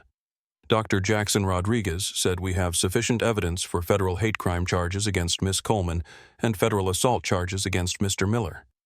The live stream documentation is comprehensive and legally admissible." The announcement that federal hate crime charges were being filed sent shockwaves through the aircraft cabin and the social media audience. Hate crime prosecutions were rare and carried severe penalties, but the recorded evidence of Brittany's discriminatory statements provided clear proof of racial bias motivation. Aeromax CEO Michael Thompson arrived at the gate with a team of crisis management specialists, attorneys, and public relations executives.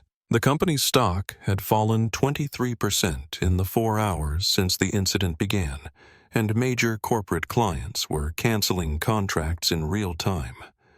Administrator Martinez Thompson said as he boarded the aircraft, "Aeromax takes full responsibility for this incident and is prepared to implement comprehensive reforms to prevent future occurrences." But Sandra Martinez had reviewed too many corporate apologies that were followed by minimal actual change. Federal oversight of airline discrimination required more than public relations responses. "Mr. Thompson, your federal transportation contracts are suspended effective immediately. Reinstatement will require demonstrated compliance with civil rights requirements under federal monitoring. The suspension announcement was broadcast live to Maria Gonzalez's audience, which had grown to over 400,000 viewers, as major news outlets shared her live stream. The immediate financial consequences of discrimination were being demonstrated in real time to a global audience. Captain Luis Herrera was meeting with federal investigators who were reviewing Aeromax's training procedures and employee oversight protocols. His cooperation with the investigation would largely determine whether he faced individual liability or was treated as a witness to corporate policy failures. Captain Agent Williams said, "We need to understand whether this incident represents individual employee bias or reflects broader company culture issues." Luis's response would be crucial for determining the scope of federal intervention. If the incident reflected widespread discriminatory practices, Aeromax could face comprehensive federal oversight that would reshape their operations entirely. "This is the worst passenger treatment I've seen in 20 years of flying," Luis told the investigators. "But I've heard other crew members make comments about certain types of passengers being problems more often than others." The testimony suggested broader cultural issues that would justify extensive federal monitoring and mandatory retraining programs across Aeromax's entire workforce. Dr. Amara Jackson was consulting with federal investigators about the policy changes that should result from her experience.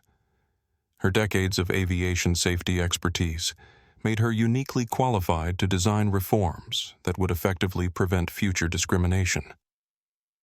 Every airline employee who interacts with passengers should receive annual civil rights training with federal oversight, she recommended.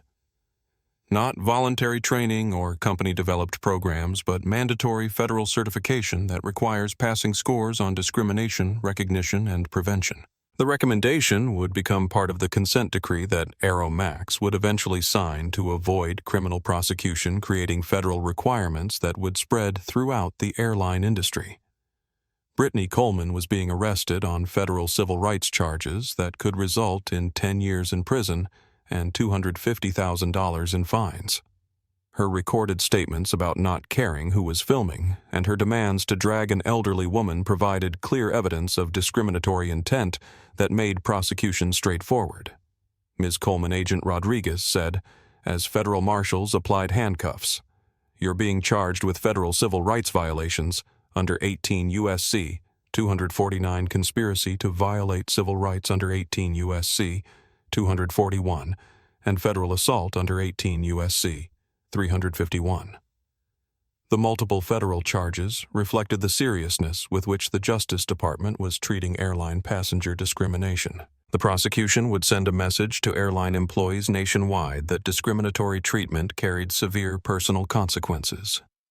Ryan Miller was facing federal assault charges that were complicated by his status as a military veteran. Veteran advocacy groups were divided between condemnation of his actions and concern about the precedent of federal prosecution for following employer instructions. Mr. Miller, Agent Williams, explained your military service will be considered during sentencing, but it doesn't excuse the assault of a civilian who posed no security threat. The distinction was important for establishing that veteran status didn't provide immunity for discriminatory actions against fellow citizens. Carlos Ramirez was being praised by federal investigators for his moral courage in refusing to participate in the assault. His testimony would be crucial for establishing the pattern of discriminatory practices that justified broader federal intervention. Officer Ramirez, Administrator Martinez said, "Your actions demonstrate the kind of ethical leadership we need in airport security. We'd like to offer you a position with Federal Aviation Security Oversight." The job offer was being broadcast live to hundreds of thousands of viewers who were witnessing the real-time rewards for standing up to discrimination. Carlos's decision to protect rather than participate was being validated at the highest levels of government. Amanda Torres was providing federal investigators with medical documentation that strengthened the assault charges against Ryan Miller. Her professional testimony established that the stress of being physically dragged could have triggered life-threatening diabetic complications. Dr. Jackson's vital signs showed dangerous elevation throughout the assault, Amanda told Agent Rodriguez. For a diabetic patient, her age, that level of stress could have caused heart attack, stroke, or diabetic coma. The medical testimony would be essential for establishing the serious bodily harm that made federal assault charges appropriate and increased the potential penalties significantly. James Jackson was coordinating with multiple federal agencies to ensure comprehensive response to the incident. Transportation, Justice, Health, and Human Services and Veterans Affairs were all reviewing their oversight responsibilities for airline passenger treatment. This incident reveals gaps in federal oversight that extend across multiple agencies, he told Administrator Martinez. We need government-wide policy changes, not just aviation-specific reforms. The multi-agency response would create the most comprehensive federal intervention in airline passenger rights since deregulation in 1978. The passenger movement aboard Flight 1247 was inspiring federal legislation that had been stalled in Congress for years. The Airline Passenger Bill of Rights, which had languished in committee, was suddenly receiving bipartisan support as legislators watched viral footage of an elderly civil rights icon being assaulted for keeping medication accessible. What happened to Dr. Jackson demonstrates why we need federal protection for airline passengers. Senator Maria Rodriguez announced in a live press conference that was being shared across social media. No American should face discrimination for their race, age, or medical needs while traveling. The legislative momentum was creating the possibility of comprehensive federal reform that would extend far beyond Aeromax's individual policy changes. Dr. Amara Jackson looked around the aircraft cabin at the federal officials, passengers, and crew members who were participating in this historic moment. Her assault had triggered a federal response that would protect millions of future travelers from similar discrimination. This is what justice looks like, she told the live stream audience. Not just punishment for individual wrongdoing, but comprehensive changes that prevent future victims.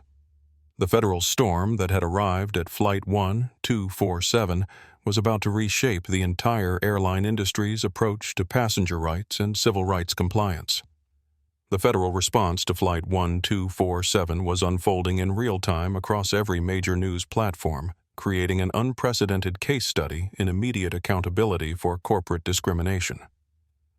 Within 6 hours of the initial incident, Aeromax Airlines was facing criminal charges, federal investigation, contract suspension, stock collapse, and public relations catastrophe that would fundamentally alter the company's future.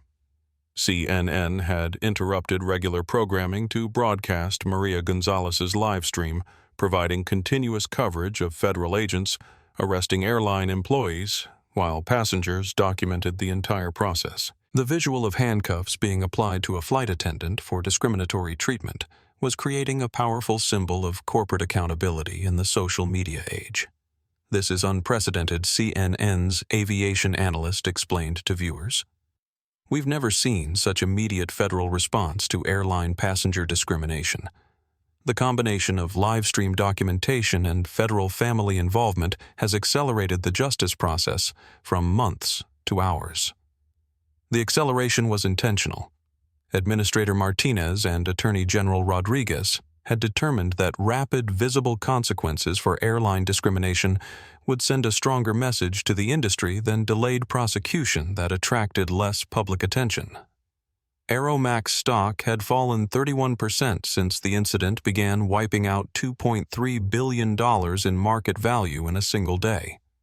Major institutional investors were demanding immediate board meetings to address the crisis. Travel booking websites were reporting cancellation rates exceeding 70% for Aeromax flights. This is the fastest corporate reputation collapse I've ever witnessed, CNBC's business analyst told viewers.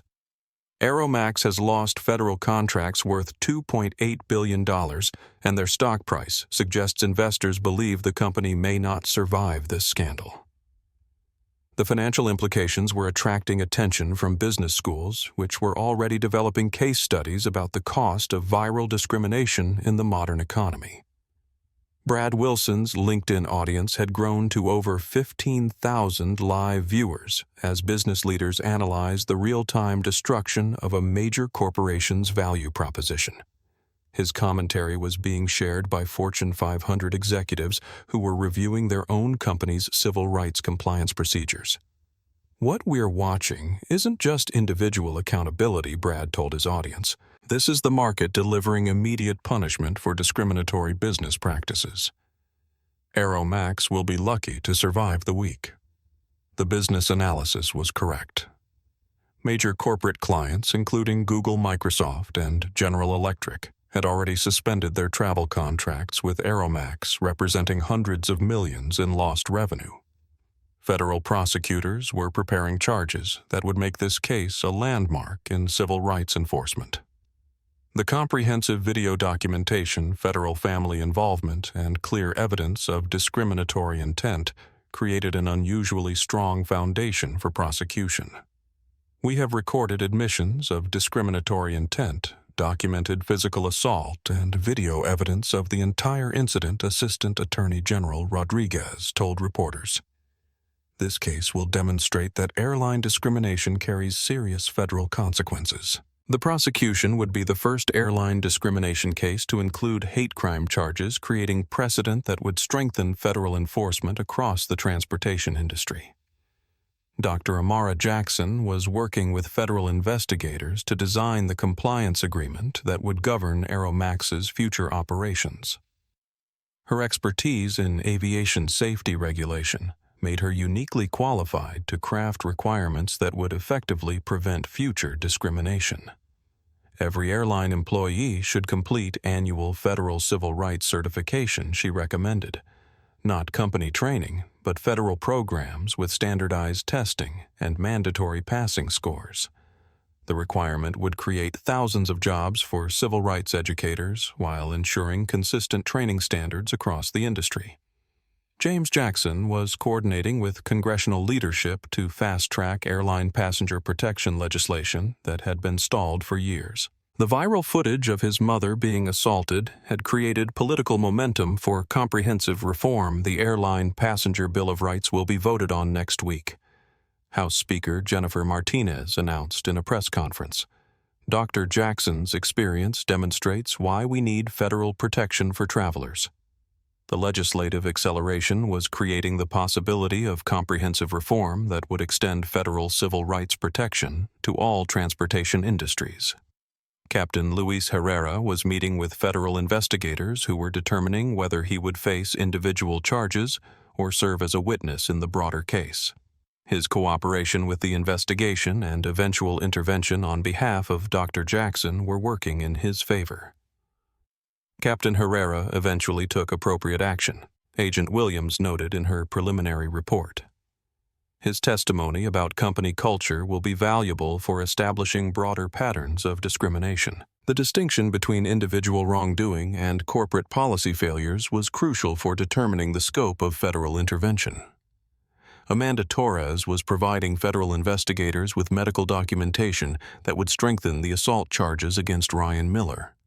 Her professional testimony was establishing the serious bodily harm that justified federal prosecution. The stress of being physically dragged could have killed Dr. Jackson, Amanda told federal prosecutors. Her age and medical condition made the assault particularly dangerous. The medical testimony would be essential for maximizing the penalties against Miller while demonstrating the potentially fatal consequences of airline discrimination. Carlos Ramirez was receiving job offers from federal agencies and private security companies who wanted to hire the officer who'd refused to assault an elderly passenger. His moral courage was being rewarded with career opportunities that far exceeded his previous prospects. Officer Ramirez demonstrated the kind of ethical leadership we need in transportation security, Administrator Martinez announced. We're offering him a supervisory position in federal aviation security oversight. The promotion was being broadcast live to hundreds of thousands of viewers who were witnessing the real-time benefits of standing up to discrimination. Brittany Coleman was being processed for federal civil rights charges that could result in 10 years in prison. Her recorded statements about not caring who was filming had created ironclad evidence of discriminatory intent that made conviction virtually certain. Ms. Coleman's own words provide clear evidence of racial bias, Federal Prosecutor David Chen told reporters. This case will demonstrate that airline employees who discriminate against passengers face serious federal consequences. The prosecution would create precedent for treating airline discrimination as seriously as discrimination in employment or housing. Ryan Miller was facing federal assault charges that were complicated by his military veteran status. Veterans groups were divided between condemning his actions and arguing for mitigation based on his service record. Military service doesn't excuse the assault of American civilians, Federal Prosecutor Rodriguez explained. Mr. Miller's actions betrayed the oath he took to protect American citizens. The distinction was important for establishing that veteran status didn't provide immunity for discriminatory actions. The passenger movement aboard Flight 1247 had inspired similar actions at airports nationwide. Travelers were holding demonstrations, supporting Dr. Jackson, and demanding comprehensive airline reform. The hashtag Passenger Rights Matter was trending globally. What happened to Dr. Jackson could happen to any of us, said a passenger activist at LAX. We're demanding federal protection for all travelers, not just those with government connections. The movement was creating political pressure for legislation that would extend civil rights protection throughout the transportation industry. Maria Gonzalez had become an accidental civil rights documentarian whose Instagram livestream was being preserved by the Library of Congress as a historical record of discrimination and resistance. Her journalism background had enabled her to capture the incident with professional quality that made prosecution straightforward.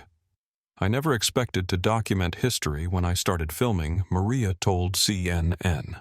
But I'm glad I could help ensure justice for Dr. Jackson and protection for future passengers. Her documentation would be used in federal training programs to teach transportation employees about the consequences of discriminatory treatment. Dr. Amara Jackson was consulting with federal agencies about the industry-wide reforms that should result from her experience. Her assault was being transformed into protection for millions of future travelers through comprehensive policy changes. This incident proves that discrimination can't survive transparency, she told the gathering crowd of reporters. When good people document injustice and demand accountability, change becomes inevitable. The policy changes resulting from her experience would be known as the Jackson Standards for Airline Passenger Treatment, creating federal requirements that would reshape industry practices for decades. The live justice unfolding aboard Flight 1247 was demonstrating that viral discrimination in the social media age carried immediate severe consequences that could destroy companies and create lasting change. The airline industry was learning that passenger mistreatment was no longer a customer service issue. It was a federal civil rights matter with criminal penalties. And Dr. Amara Jackson was about to teach them one final lesson about the power of dignity under fire. The federal intervention triggered by Dr. Amara Jackson's assault created ripple effects throughout the transportation industry that extended far beyond Aeromax Airlines. Within 48 hours of the incident, every major airline in America was reviewing their passenger treatment policies, retraining their security personnel, and implementing new oversight procedures to avoid facing similar federal scrutiny. The Department of Transportation announced the creation of the Federal Passenger Protection Task Force, with Dr. Jackson serving as chair despite her recent retirement from government service. Her assault had demonstrated gaps in federal oversight that required immediate attention from the nation's most experienced aviation civil rights expert. Dr. Jackson's experience reveals inadequate protection for transportation passengers across all modes of travel. Transportation Secretary Chen announced at a press conference that was broadcast live across major networks. We're implementing comprehensive reforms to ensure this never happens again. The task force would have authority to investigate discrimination complaints across airlines, railways, bus companies, and federal transportation contractors, creating the most comprehensive passenger rights enforcement mechanism in American history. Aeromax Airlines, meanwhile, was negotiating a consent decree with federal prosecutors that would fundamentally reshape their operations. The company faced criminal charges, civil rights violations, and federal contract suspension that threatened their survival as an independent airline. Aeromax will implement the most comprehensive civil rights training program in airline history, their attorneys announced. Every employee will complete annual federal certification in passenger rights and discrimination prevention. The requirements would cost Aeromax over $50 million annually, but were necessary to avoid federal prosecution that could result in corporate criminal conviction and dissolution. The Federal Aviation Administration was drafting new regulations that would require all airlines to implement Jackson standards for passenger treatment named in honor of the woman whose assault had exposed industry-wide discrimination problems.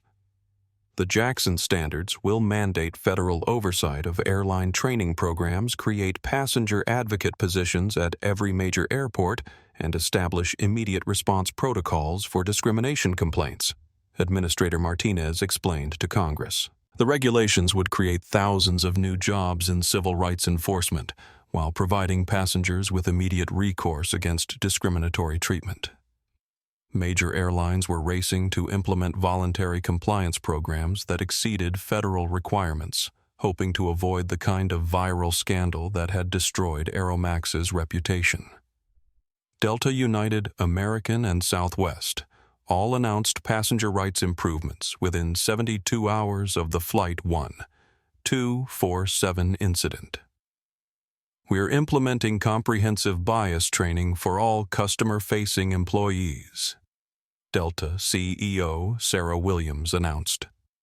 Our passengers deserve respect and dignity regardless of their background.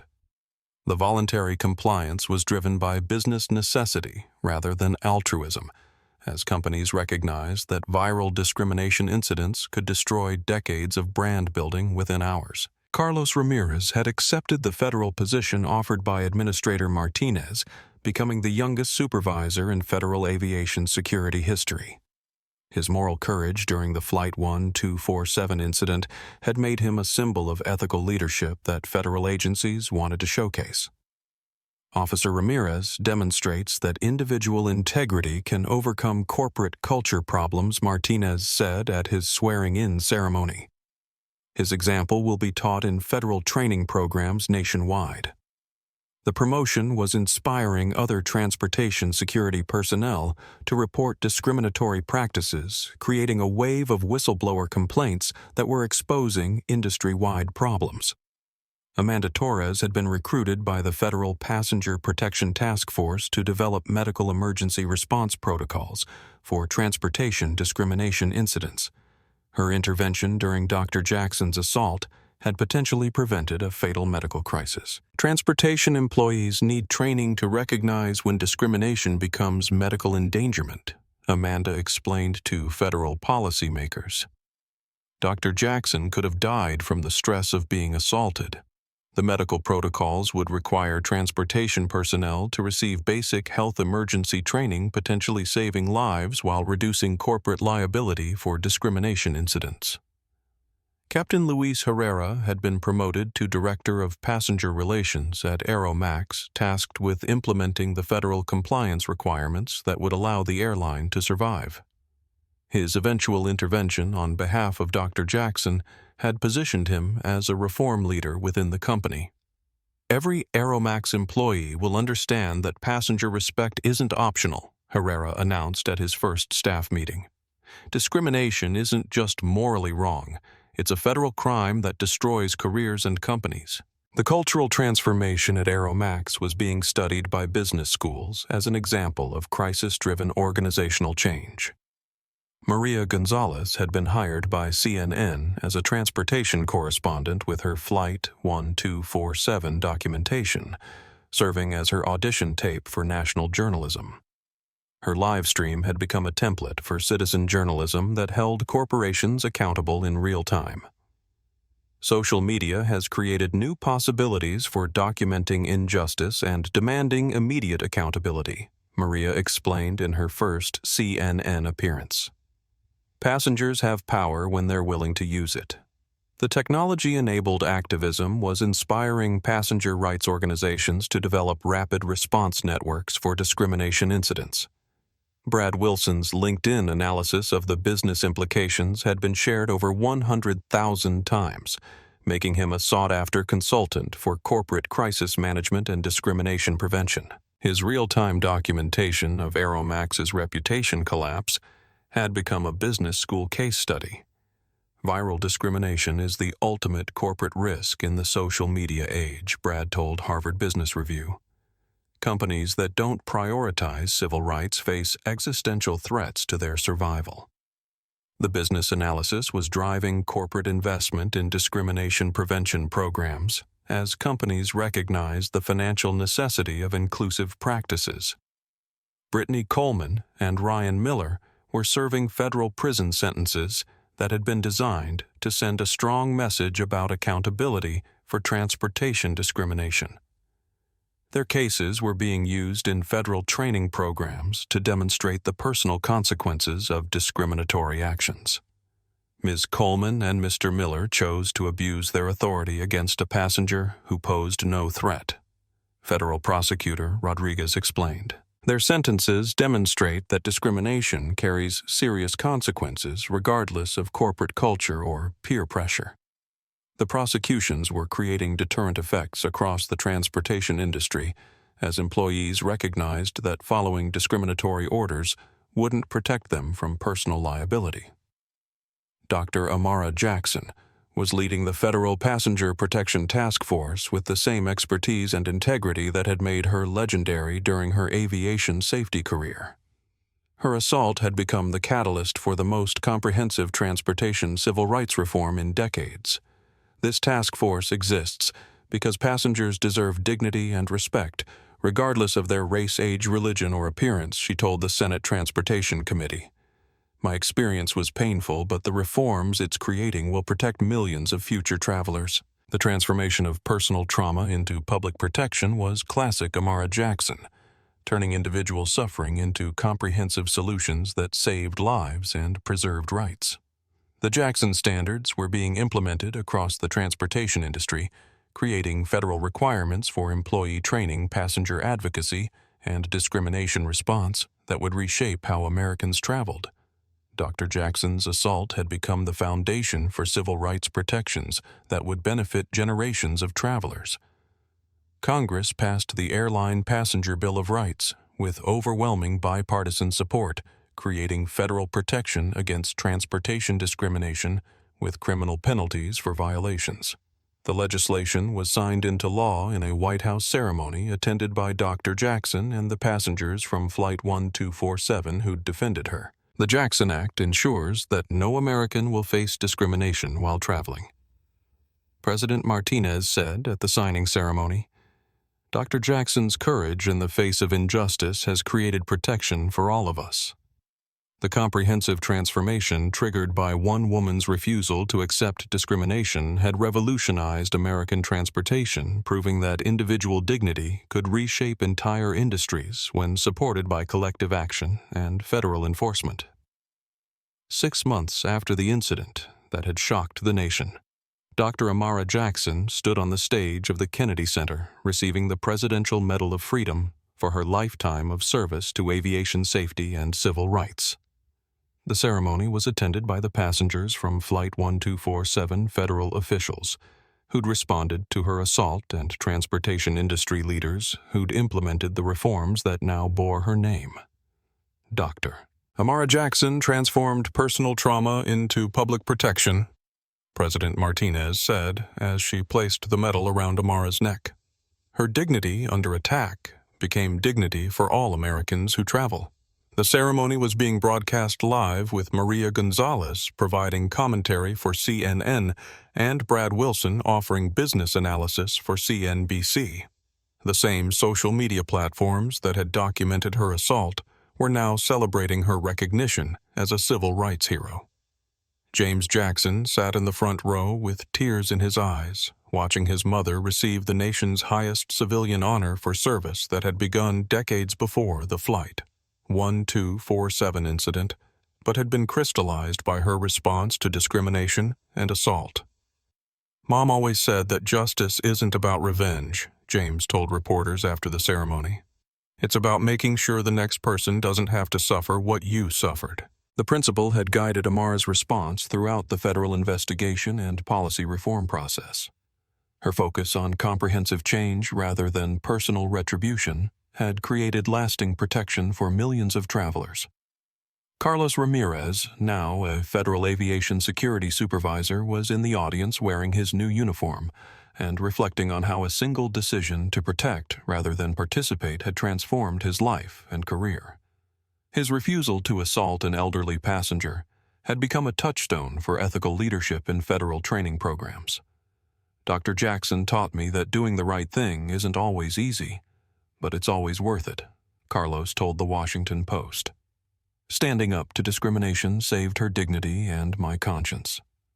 The moral courage he'd demonstrated aboard Flight 1247 was now being taught to thousands of federal transportation security personnel as an example of individual integrity overcoming institutional pressure. Amanda Torres attended the ceremony with her family, proud of her medical intervention that had potentially saved Dr. Jackson's life. Her testimony had been crucial for the federal prosecution and had led to new medical emergency protocols for transportation discrimination incidents. "I'm a nurse because I want to help people," Amanda told USA Today. That day on Flight 1247, helping Dr. Jackson also meant helping create protection for everyone who travels. Her professional expertise had transformed a civil rights case into a medical emergency response, strengthening the federal charges while establishing new safety protocols. Captain Luis Herrera was now Director of Passenger Relations at the restructured Aeromax Airlines, which had survived near bankruptcy through comprehensive federal compliance and cultural transformation. His eventual intervention on behalf of Dr. Jackson had positioned him as a reform leader within the industry. Dr. Jackson's experience forced us to confront uncomfortable truths about airline culture, Herrera told Aviation Week. "The changes we've made aren't just about compliance. They're about remembering that passengers are human beings who deserve respect."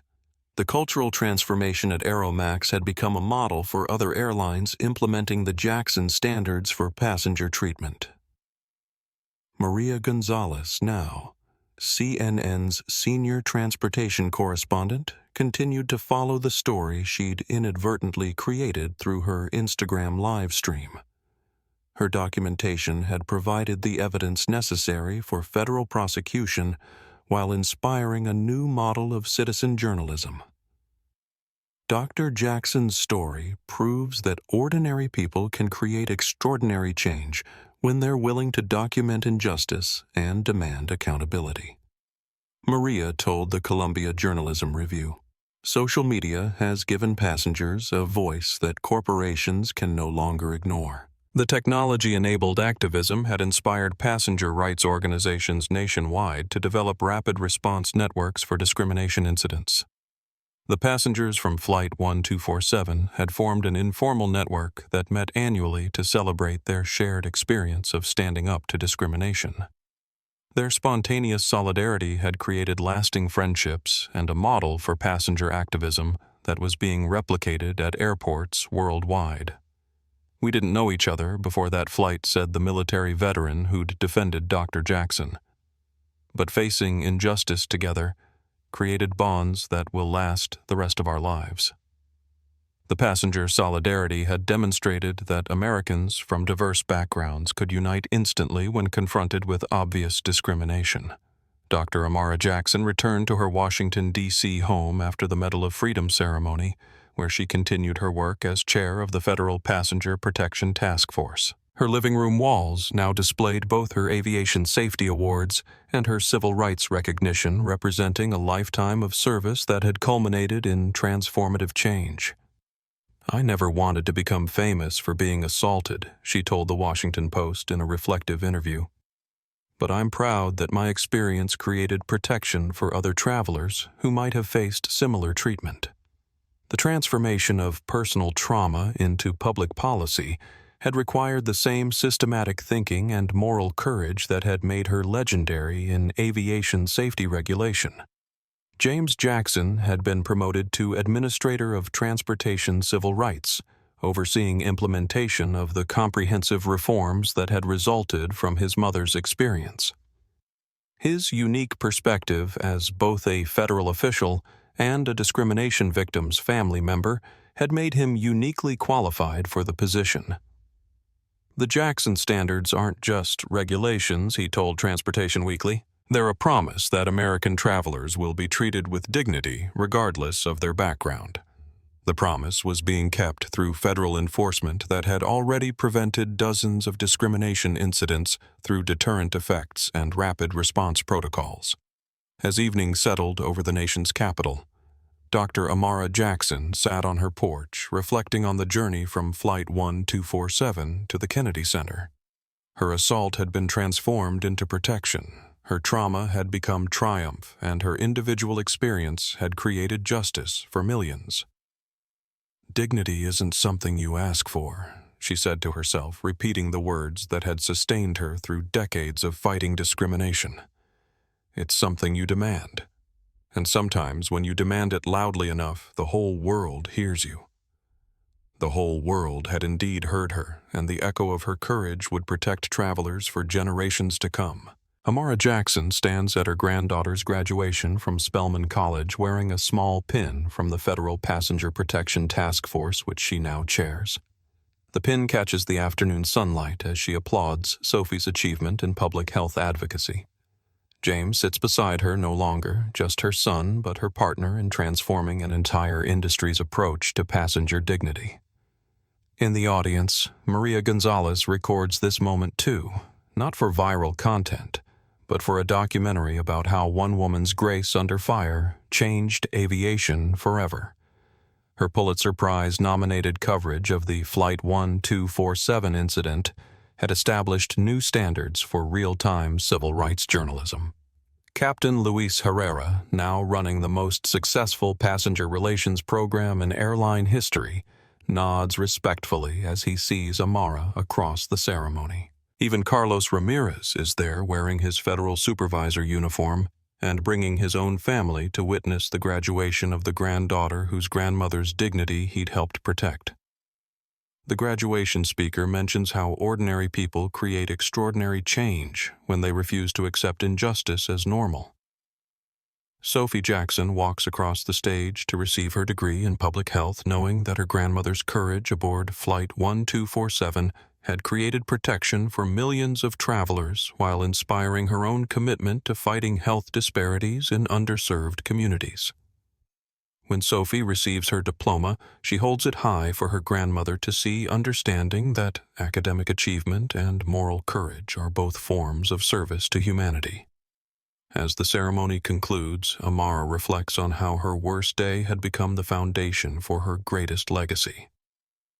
The Jackson standards now protect passengers on every flight in America. The Federal Passenger Protection Task Force investigates discrimination across all forms of transportation.